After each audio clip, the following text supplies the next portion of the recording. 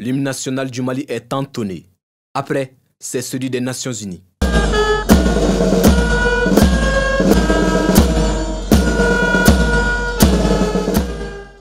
Le temps est ainsi donné pour que débute la célébration de l'édition 2022 de la Journée internationale des casques bleus.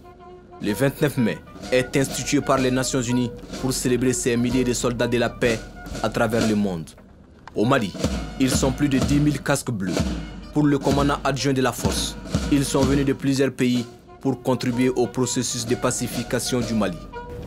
Je rappelle que la MINUSMA est composée d'une soixantaine de nations venues de plusieurs horizons à travers le monde. Ces pays apportent une contribution importante en personnel et en matériel, sans oublier leur expertise, sans laquelle nous ne saurions parler de progrès. La MINUSMA est l'opération la plus dangereuse des Nations Unies, regrette le représentant spécial du secrétaire général de l'ONU. Il déplore plus de 200 morts depuis le début de la mission. Mesdames et messieurs, la MINUSMA a le malheureux privilège d'être la plus dangereuse des opérations de maintien de la paix des Nations Unies.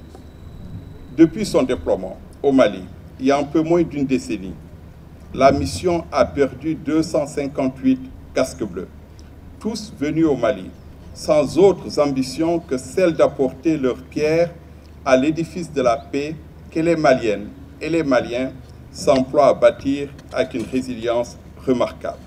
Malgré cette perte énorme, le chef de la MINUSMA réitère la solidarité onusienne au peuple malien et témoigne de sa foi au génie malien pour sortir de la crise. Malgré les épreuves, je n'ai aucun doute, nous n'avons aucun doute quant à la capacité du peuple malien à ouvrir une nouvelle page pour renouer le fil avec son glorieux passé. Dépêché en plein conseil des ministres par le président de la transition, le ministre des Maliens établi à l'extérieur dit être venu témoigner de la gratitude du peuple malien à la MINUSMA qui perd un lourd tribut pour la pacification du Mali. Il plaide par ailleurs pour une réadaptation de cette mission. Sans qu'il ne soit nécessaire de changer fondamentalement la doctrine des opérations de maintien de la paix des Nations Unies, nous pensons qu'il est opportun dans le contexte du Mali de adapter les priorités stratégiques du mandat de la MINUSMA à travers l'appui à la restauration de l'autorité de l'État sur l'ensemble du territoire et au retour des services sociaux de base.